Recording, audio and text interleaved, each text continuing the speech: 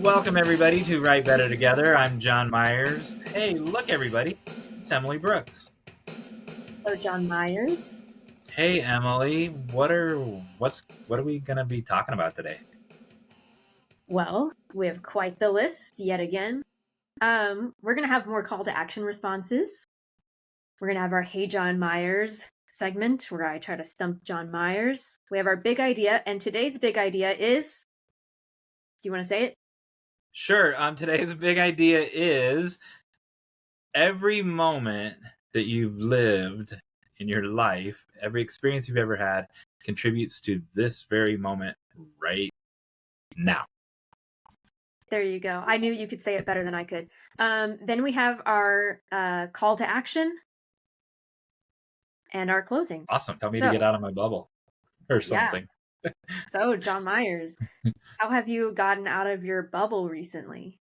Funny you should mention it, because in a previous episode, you were in Dauphin Island, and in this episode, I want to talk about. I just got back from Chicago, and then in the next episode or two, Emily and I are going to the Southern Oasis Film Festival for an appearance, and in Sevierville, Tennessee. So we're getting out of our bubbles. Yeah, exactly. We're living we're modeling for you. We're setting an example to get out to get out of your parents' basement and actually go out in the real world to write something.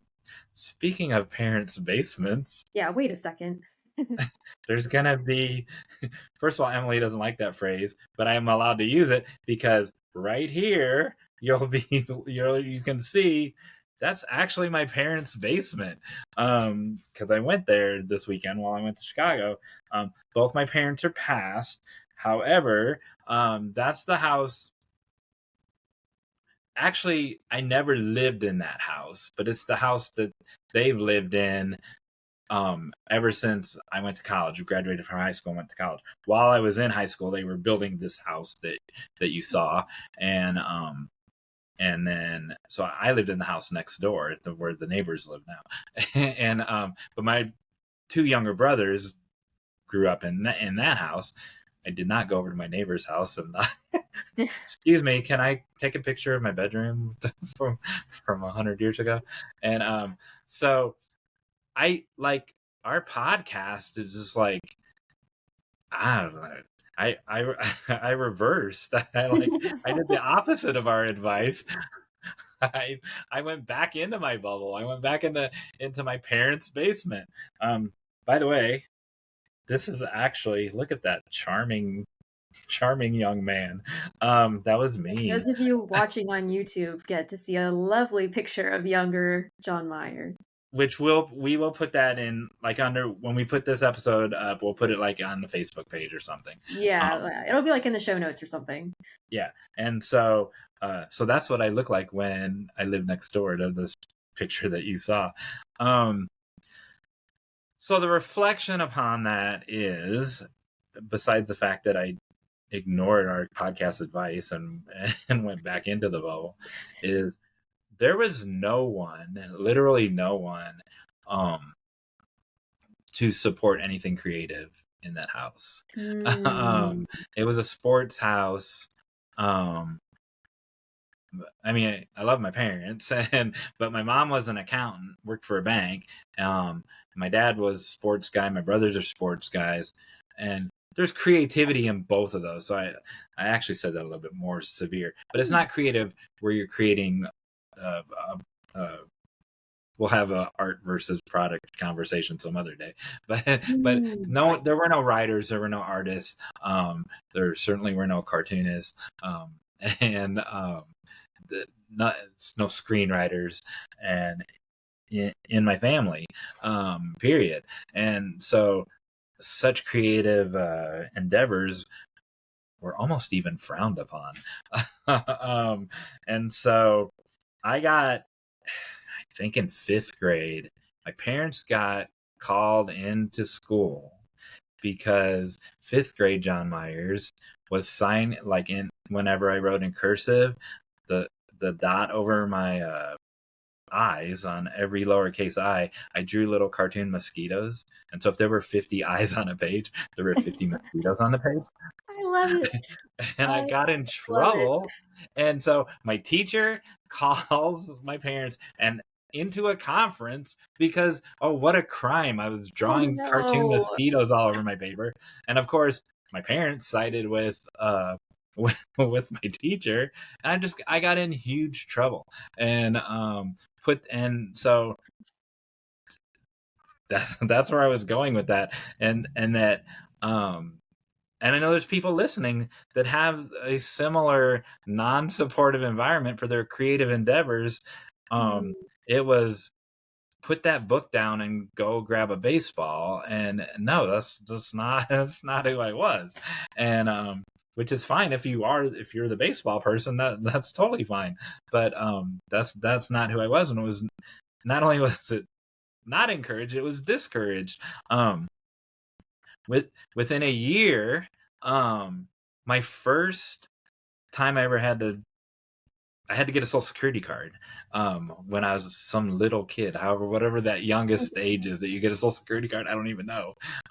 But it came up recently, and I had made $500, and I'm like, how did I make $500 when I was 12 or 14? I don't remember what that was. And because that was when I got my social security card. Well, some guy paid me $500 to draw a cartoon on a license plate. He was like he made novelty license plates. aw, Yeah. So little John Myers made $500 with his creative endeavors, and amazing. I don't do politics. Period. It was a political. My career as a political cartoonist started when I was 14 or whatever, and so I won't tell you what it was, and it wasn't anything torrid or terrible, but it was political, and I don't do that. And so that's why I had to get a social security card. So that was my first job was a creative endeavor. Love it. And so uh, that's the end of my story. Respond upon that, Well, I love it Emily. because so I didn't know you were going to talk about this, but I also think about this all the time because my husband John and I are not sports people at all. So I'm like, well, what if I have what if we have kids who are really into sports? Like I don't want to do the opposite to them. Um I want to be supportive with whatever they want to do, but I hope that if we have young listeners that they know that they can find communities who are supportive um, of their creative endeavors, even if their families don't understand it. And then now you just scared me a bit. So if I had a sports inclined child, so I'm not gonna say people's names or what school, but so my brother is. I mean, that's all he's ever done. So my brother is a baseball coach. My middle brother, and so I guess my child would be spending a lot of time over there. Yeah. Yeah. Because tag uncle here, do something with Yeah. this child. Think, what do And I I do? mean, because he's done it his whole life, he's good at it, right? So put your Yeah. kids around people that are good at. The way to succeed is when you spend time around people with the job that you want to have, and Yes. so uh, yeah, I would not be much help for my baseball playing child. Yeah. We have call to action responses Oh, we do. Thank or you a for telling me response. that. We have a response. So last in a previous episode, um, we had asked for the question: if money were no object and training were no object, what would you do? We read a bunch in a previous episode, and I have a new one from David Halchester. You may know David Halchester if you follow screenwriting. Um, get ready for these titles. He writes domestic thrillers that you've seen on Lifetime a million times, Oh and wow. like Swim Instructor Nightmare, Lies My Sister Told Me, The Other Woman, like Marriage Killer, the mysterious woman next door that breaks up their marriage. But in the summer, we've talked already about having him as a guest because Mhm. we're those aren't like they're on TV, so they're edgy, and so you wouldn't put them in like all ages family category, but they're not like terrible. Like Yeah. it's not like it's X-rated or anything.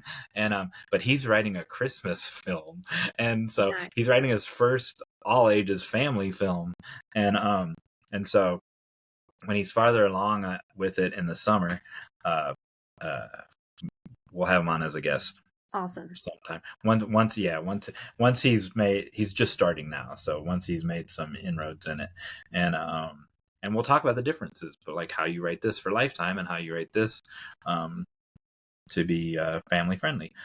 So his answer to if money were no object and training were no object is. So I'm scrolling through here. We go. So David's response was, I didn't even mention. So he's from Los Angeles, but he lived in London, but he doesn't have a British accent, and but he lives in Japan for I don't know the last 10 years, and so when we talk, he's like, "Oh, it's so refreshing to hear an American voice," because he's surrounded by Japanese voices all the time, and so sometimes he forgets words, like Oh, interesting. because you're immersed in a different Yeah. language, but that his native language is English. All right, Interesting.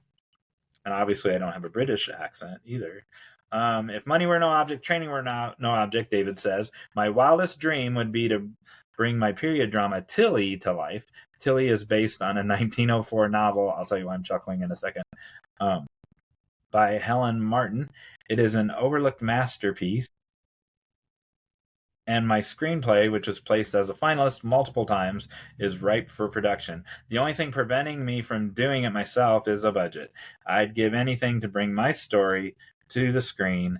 It is a powerful story about a farm girl who wants an education and not just the choices she's given. It deserves attention. Hmm.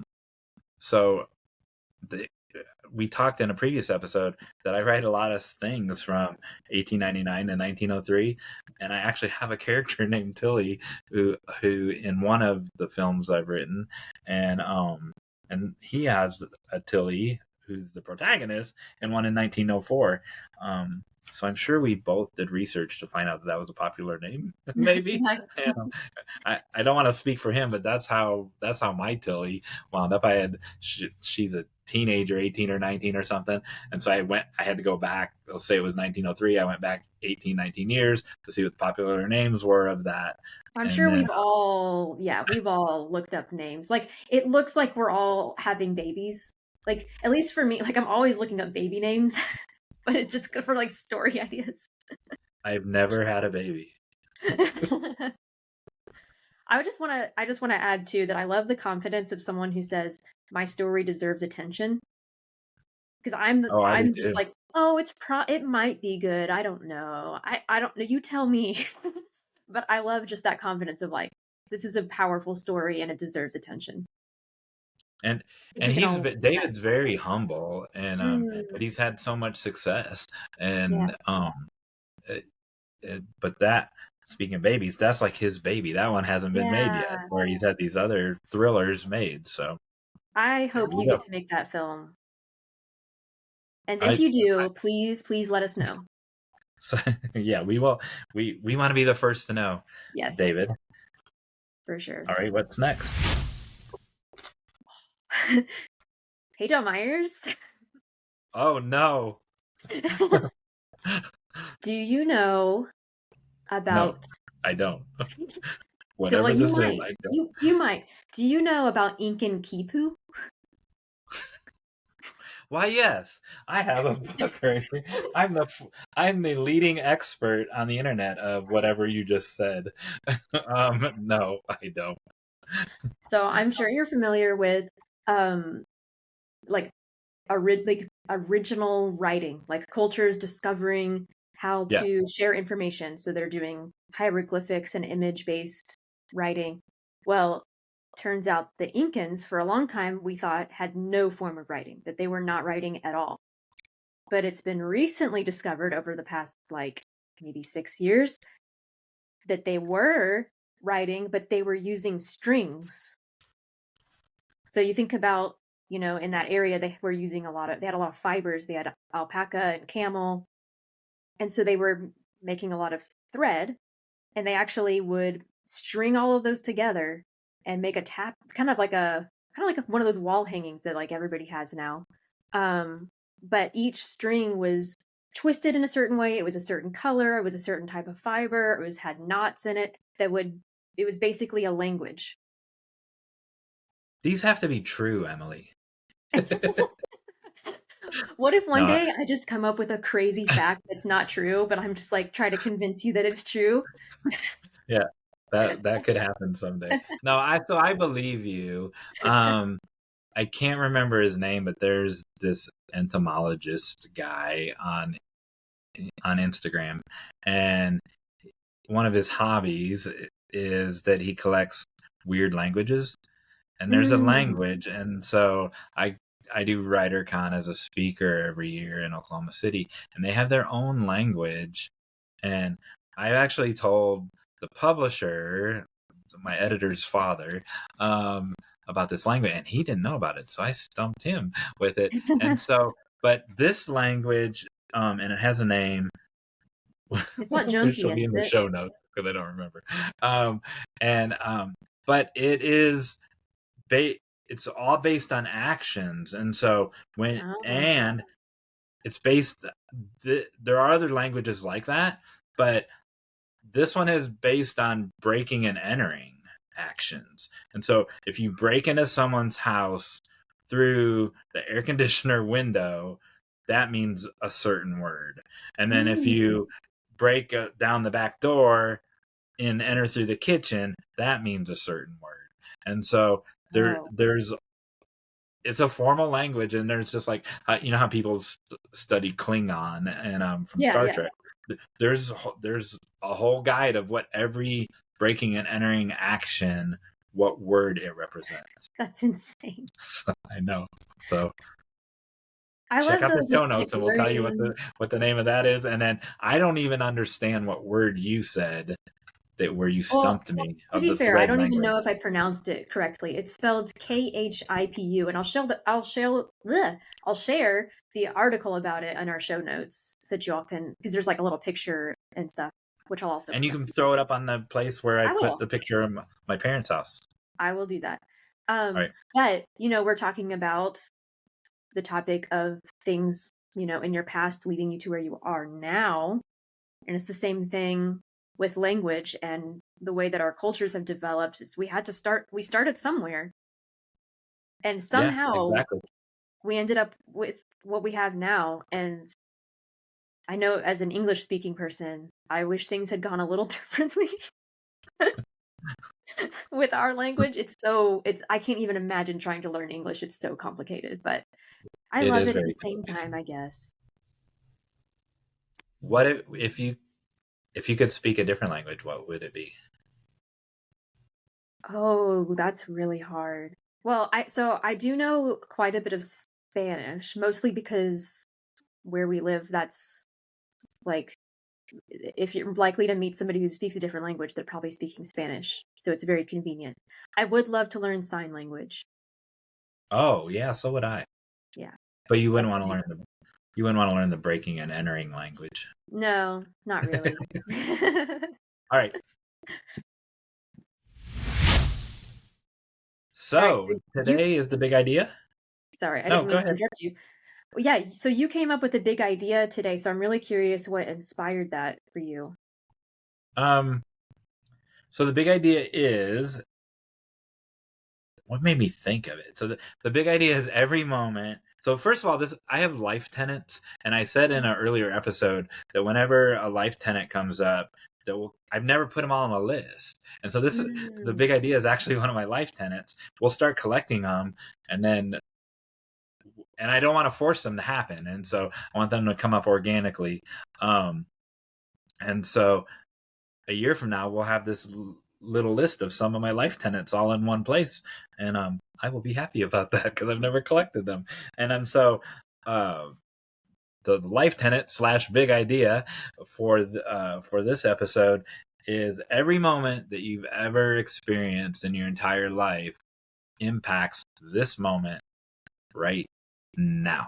So even the last 20 minutes of this podcast have influenced what I'm saying right now. And if you think about it, I'll use that as an example. Look at the pair, like Emily. I don't know what Emily's going to say. Emily doesn't know what I'm going to say, and that's intentional. But look at the threads that are already going through there. Threads of language. Mm-hmm. The fact when I said about David Chester that he was in he's an American from Los Angeles, but then he was in London, and now he's in Japanese, and then his language, like he doesn't hear English very often, and so Yeah. there's all these threads from the things that we've said, Yeah. even the things all the way back to me dotting the mosquito or the letter I with the mosquito. All Yes. those are connected, and we didn't plan that. And so, as writers, as we are observers of the human condition, you you you have to have head on a swivel where you're just looking for these things because they're everywhere. And like I just listed off 5 of them off the top of my head, and I wasn't looking Yeah. for them. And just yeah, in the last 20 minutes. Go ahead. Well, you also started with talking about like your not your childhood home, but your parents' home that you lived next to, and like that's a part of your past, and then talking about the experience you had as a kid and not having that support for your artistic endeavors. That also shaped your how you probably do art today. Yeah, exactly. And it, it's an awareness of I want to say an awareness of your surroundings, but there's also things that aren't visible. It's the awareness of internal emotions and things like that that you can't just see in your surroundings. And but there just everything. The world is your textbook, people. The I think that might be another life tenet. Now that I've said 2 in the same episode. There, I think it is, and so everything's connected by design, but we have to pay attention to notice those things. When a previous episode of this podcast turned into bird talk, and there was birds here, birds there, birds everywhere. It was like Alfred Hitchcock's The Birds. I'm Oh my telling you, god. they were everywhere. And I learned so much. It was 100% all new to me. And but there were like these things I said about uh or the author's book that was Nighthawk, and Emily was like, yeah, and we didn't even point out Canary Islands, like someone was from Yes. Canary Islands. That was We didn't plan any of that, but it was all bird centric in that episode. And look, it just came up in this episode. I think the thing, and then we can move on to the next thing after you respond to this thing that's going to come out of my mouth. I think that when I was trying to come up with the big idea for this episode, I think the impetus for that was I used to work for this guy named Mike Moretta, and back in my corporate life, I used to have a corporate life for a while too, and we won't talk about that. And I became his boss actually at some point. But Mike Moretta was one of those guys. He's just like the most jovial. Everyone loved him, and I wasn't that way back then. But I am like now. Everyone just loves me, and but I I've become love the Mike compliment. Moretta. But there's a point to that. So our offices were on. Keep my hand in the screen. Our He's offices pointing were to the on ceiling. His offices were in the ceiling. in the attic. No, our offices were on the 3rd floor of this building, and the parking lot. So when you went to lunch, you had an hour to go to lunch. The parking lot was 3 stories down, and I could get to it in 9 minutes. Right, so you had 9 minutes to your car, 9 minutes back. You had to go somewhere and get lunch in whatever that is, 30 or 60 minus 18. And this is not a math podcast, and so no problem. Like that was easy. But if you went to lunch with Mike Moretta, that was impossible because from the 3rd floor to the front door of the parking lot, it would take 45 minutes because he was so popular. Everyone would stop and talk to him. and Yep. and your lunch hour was over.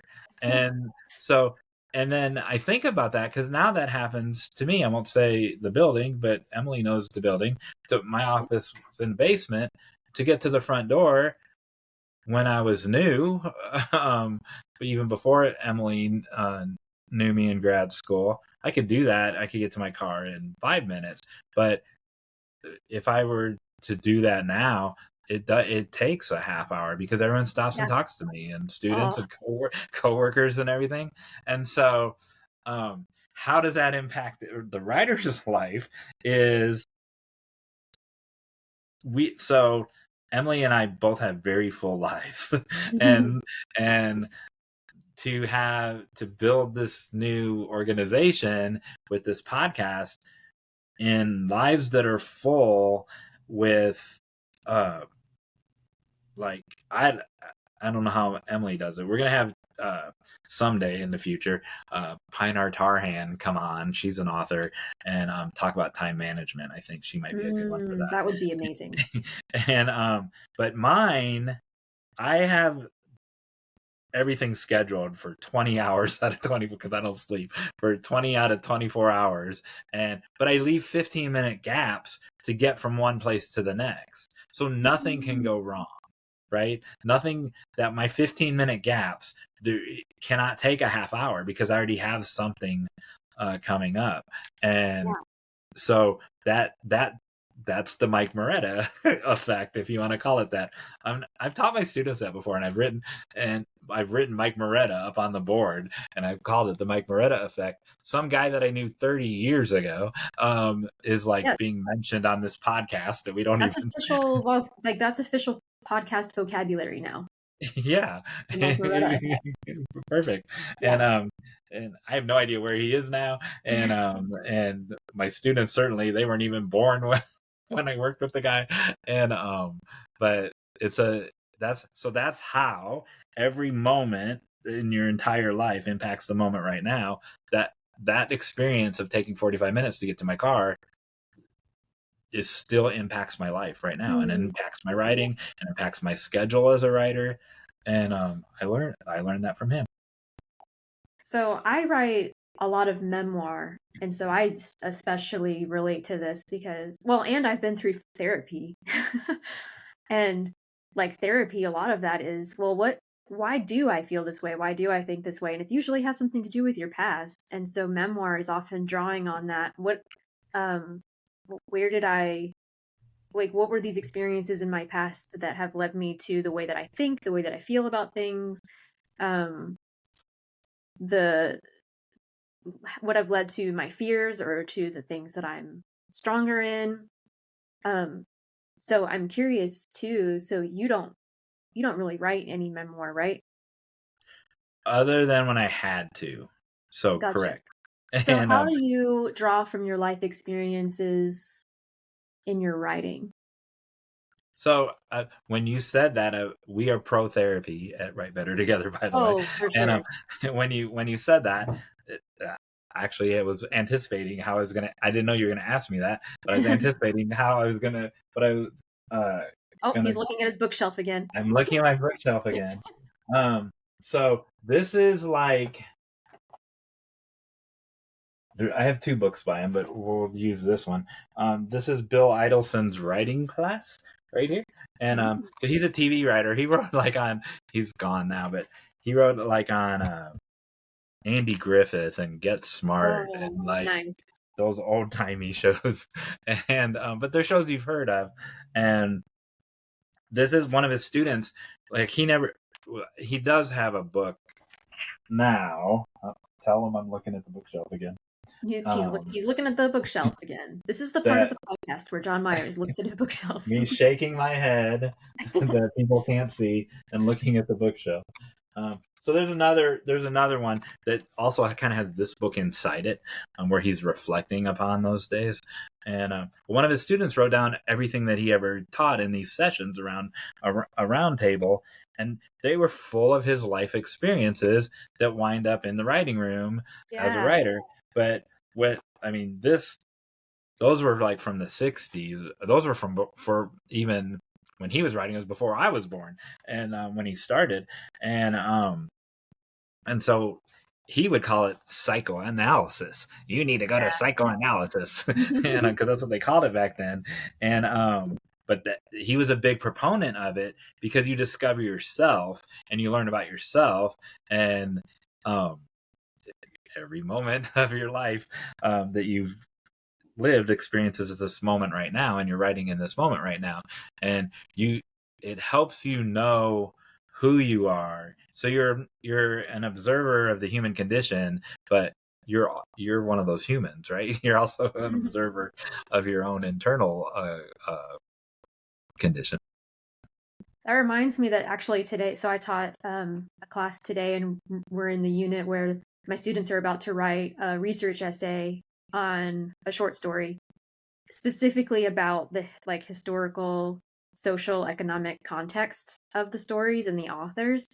And I think it's interesting to think about like how many articles are out there, like here's what Flannery O'Connor was going through at the time, and here's her historical context, and here's what shaped her stories. And I don't expect anybody to do that for my stories, but it's interesting to think about that for yourself. Like, what is it in my stories that were shaped by my own experiences and my historical context as well? That's a good point. That like in a screenplay that's in 1903, if someone trying to think of an example really fast off the top of my head. So we live in this gotcha culture now where people like just look for mistakes, right? And so in a screenplay, someone pulls out a folding chair. So this is true. This is a true example from one of my screenplays.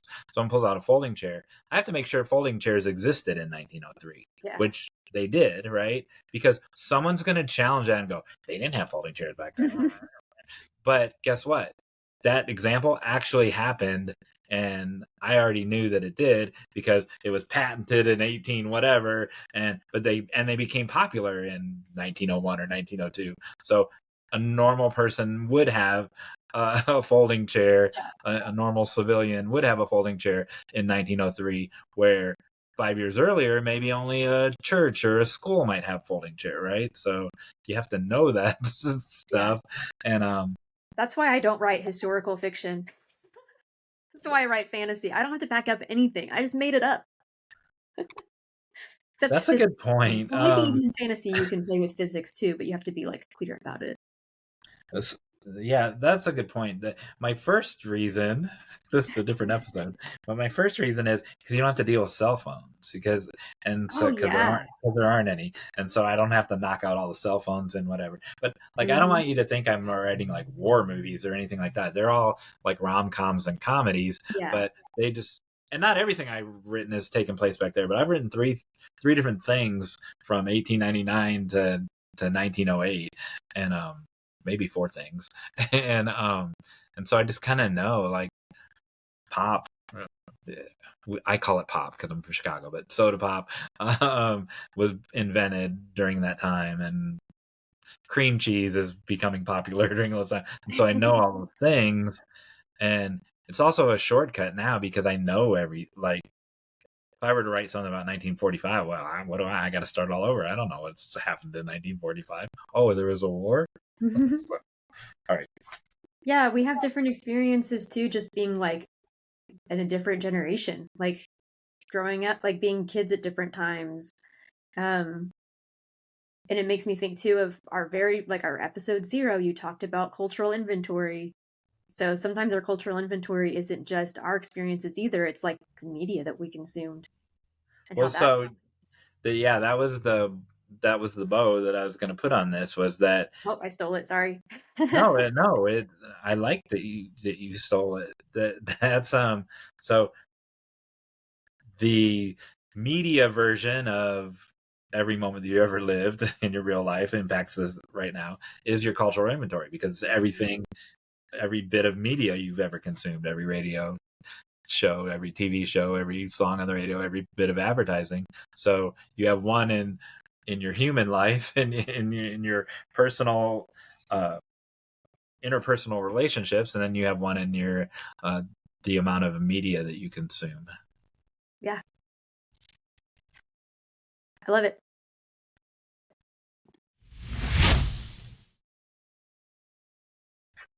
So, our call to action today is related to what we just talked about. So, we want you to reflect on how everything has led up to now and write a creative piece about it. So, write a creative piece about how something has led to now. Am I saying that right? Yeah, Okay. So it can exactly. be, yeah, it can be a short fiction piece, it can be a poem, it can be a short memoir piece, and share that with us. We've been focusing on mostly on the Facebook page. So if you want to go to the Facebook page and respond to our call to action, you can do it there. Or if you prefer, if you want to be more private, you can email us at writebettertogethernow@gmail.com. Like we said last time, we would love for them to all be in one place, but they're not, Yeah, and it's we're just not fine like with you can respond we're to fine with YouTube, that. Yeah. whatever's convenient. Yep. We don't want to have any platform be a stumbling block to someone else, Yeah. and so yeah, we're fine with wherever you want to put it. We'll find it eventually, Yeah. and And uh, we'll share it. yep. Oh, and that reminds me too. So, if you do want to share your your social media page that you want people to see, or a book that you've written, or a movie that you've produced, like share that with us, and we will link that in our show notes. And we're also eventually not in the next month, but on we'll have a self promotion day like on a Tuesday or whatever, Yes. where you can put your links to your stuff on our Yeah. page. But we're not ready for that yet, so calm Yeah. down. All right. Alrighty, everybody. So this is where I say to like and subscribe, Oh yeah. because it helps us grow our community. It helps people find our podcast, and especially if you want to write a review on the podcast listener that you're listening to, that really helps other people find us. So we very much appreciate it. That so I've just started into a story that I only know half the details. I'm like, I should slam on the brakes and not tell the story. So I was reading about how things get boosted. So I've done a narrative fiction podcast called Edwina Bergman Radio Ventriloquist, and I wound up on some top 10 lists, and but and it's okay. It's popular, but it's not like a million listeners or anything like that.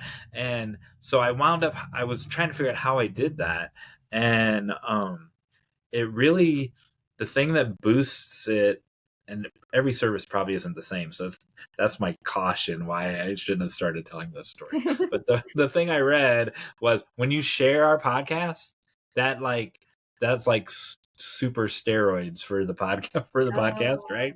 Oh, So liking and commenting, we love and we want that too, and so keep doing that. But if you like one share, I'm oversimplifying this, but one share is worth like three of everything else. And awesome. but again, I'm oversimplifying that. And but when so anyway, there you go. That's what I was gonna say about that. So yeah, ring the bell, smash. What do they smash? Go go do The what? toaster? I don't. Smash the toaster. Go out to your mailbox. Put the little red flag up on the Yeah. mailbox that tells the postman to stop by and listen to podcasts. I think that's all we had to say about ring the bell. Oh. All right. What do you got for me today? We talked about this, but we didn't talk about. Oh, are you still gonna do the other? We're still gonna do the other one. So I'll Yeah. shake this for a little longer while Emily thinks of another one. Okay. So I'm supposed to have a hot take. Yeah, we didn't say that. I Uh, this keeps happening where I'm like, am I doing a hot take? And then I forget if I'm doing a hot take. So, today's hot take is oh, I have one. Okay, so in the last episode we talked about how we feel about the write what you know thing, because it is controversial. Do you think we should write what we know, or I, or we do more than that? I don't know. I just like to point out I've gone 40 minutes and I didn't do the shaking my head thing Yeah. until just now. And but I almost did it because when you said, "Do you think?" I was gonna shake my head at which one I think, and I didn't do it. Mm. So the call Talk to about action is do you believe in write what you know, or do yeah, you think it's something else? yeah. Okay, Just share your thoughts in the comments of wherever you're listening, wherever you find us. wherever you can Um, find us.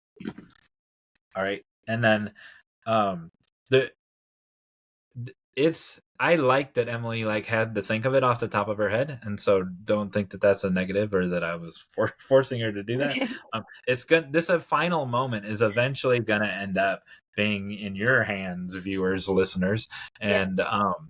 and so we we like that we like how this. I like how this is happening, and but here's something Emily doesn't like. Ready? All right. Um, A. So I'm reaching it. This is you don't know if you're listening that Oh this yeah. sound is the mystery bag, and it's full of tiles. There are 100 tiles, and two are blank. So there's 98 tiles in there. They all have letters on them. Emily has picked A. What if this is A now? Oh man. Oh no. I'm also afraid that this is becoming like I feel bad if she keeps missing them. Don't feel bad. It's not your fault. Ah, it's You F. just got an F though. Oh, now I feel that's now even I feel worse. really bad. But you got 4 points. Fail. But you didn't get it. But you didn't guess it. Oh Yeah. my gosh. I feel Yeah. so bad now. And do I get negative points now? Ooh. Someone at home, keep a tally of how many points Emily has not received Yeah, it's and like put it 7 or something. and put it in the comments. And so another fine episode Mm-hmm. is under our belt, and this time even though like we told the David story, there are other things that we reflected upon from the previous episodes, Yeah. and so we can genuinely say that this episode we We couldn't couldn't have have done done it it without you. without you. There you go.